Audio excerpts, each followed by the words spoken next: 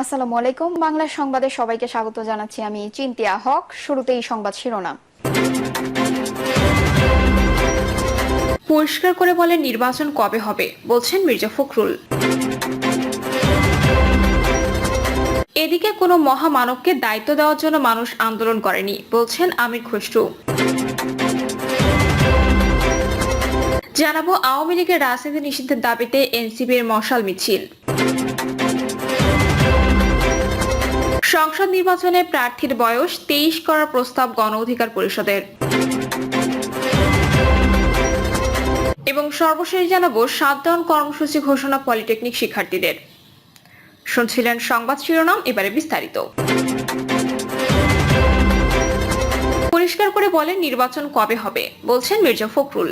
সরকারের শুভবুদ্ধির উদয় হবে উল্লেখ করে বিএনপির মহাসচিব মির্জা ফখরুল ইসলাম আলমগীর বলেছেন, ফেক কথা না বলে পরিষ্কার করে বলেন নির্বাচন কবে হবে, একটা রোডম্যাপ দিন। সংস্কার নির্বাচন প্রসঙ্গে মহাসচিব বলেন, সরকারের প্রধান দায়িত্ব একটা নির্বাচন করা। সবাই মিলে আমরা অধ্যাপক ইউনূস সরকারকে দায়িত্ব দিয়েছি। তিনি অনেক জ্ঞানী ও নোবেলজয়ী মানুষ, তবে রাজনীতিবিদ নন। গত 15 বছর দেশের মানুষ ভোট দিতে পারেনি। এখন একটা সুযোগ সৃষ্টি হয়েছে। দেশের ও মানুষের নিরাপত্তার স্বার্থে নির্বাচন দেওয়া দরকার।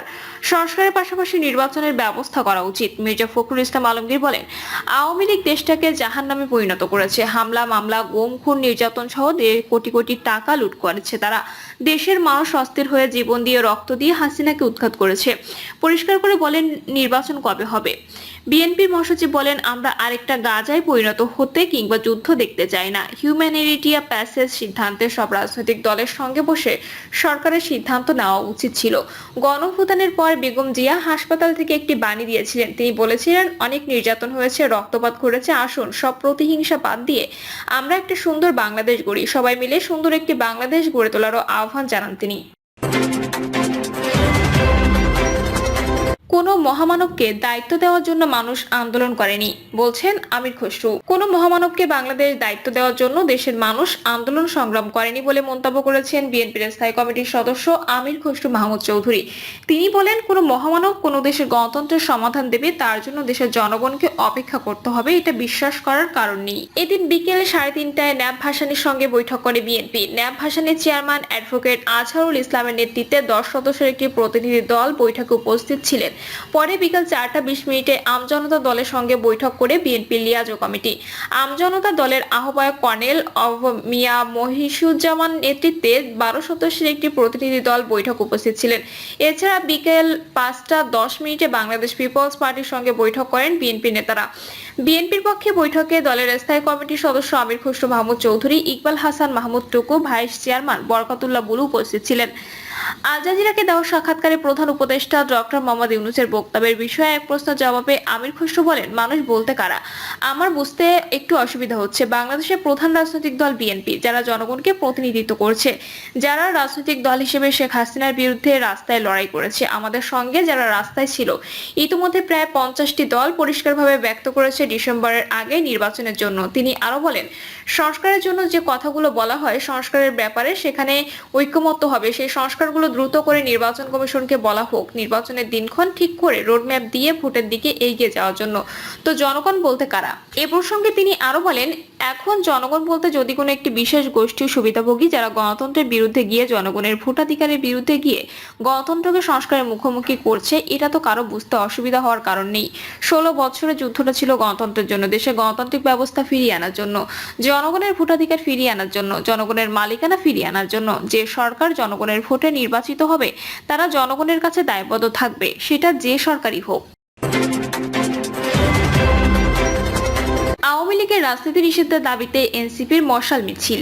আওয়ামী লীগের দলগতভাবে বিচার, নিবন্ধন বাতিল এবং রাজনৈতিক কার্যক্রম নিষিদ্ধের দাবিতে বিক্ষোভ মিছিল করেছে জাতীয় নাগরিক পার্টি।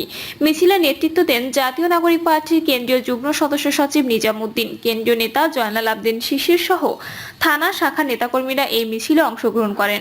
জাতীয় নাগরিক পার্টির কেন্দ্রীয় যুগ্ম সদস্য সচিব নিজামুদ্দিন বলেন, জাতীয় নির্বাচনের আগে আওয়ামী লীগকে নিষিদ্ধ করুন, দলগতভাবে আওয়ামী লীগের বিচার করুন, দলটির নিবন্ধন বাতিল করুন। এই গণহত্যাকারী দলকে আমরা আর সহ্য করব না।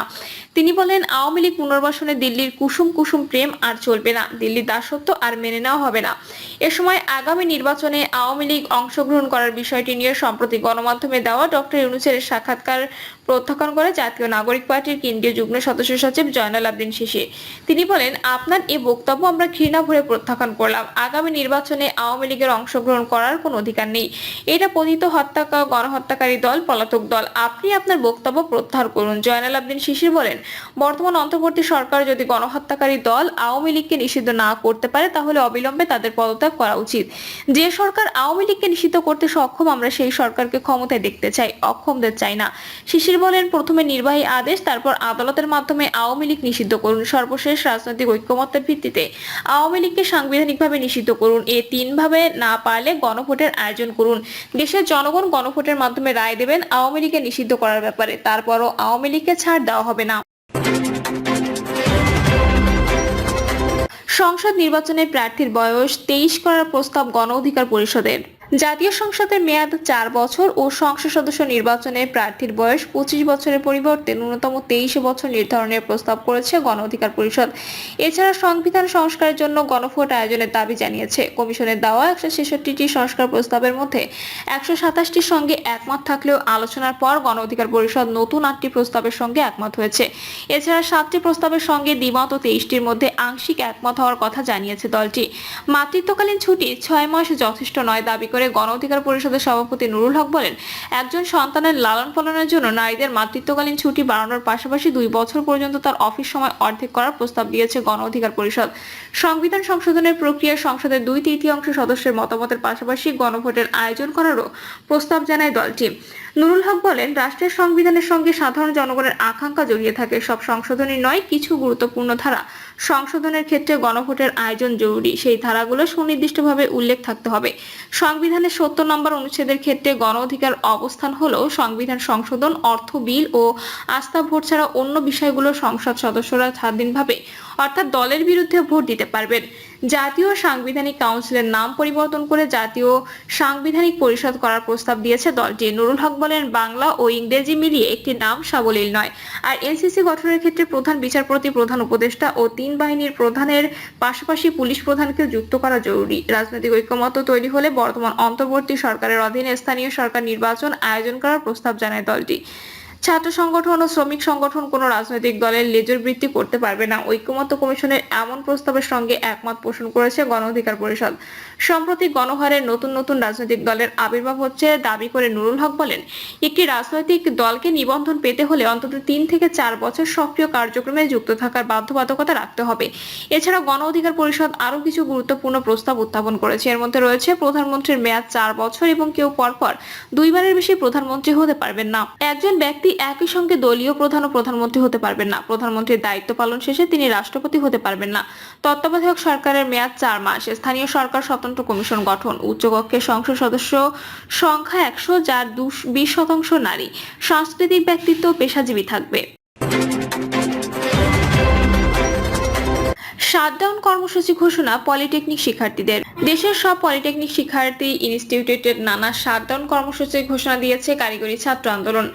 আজ থেকে এই কর্মসূচি চলবে। সোমবার রাতে গণমাধ্যমে পাঠানো সংবাদ বিজ্ঞপ্তিতে এ তথ্য জানানো হয়।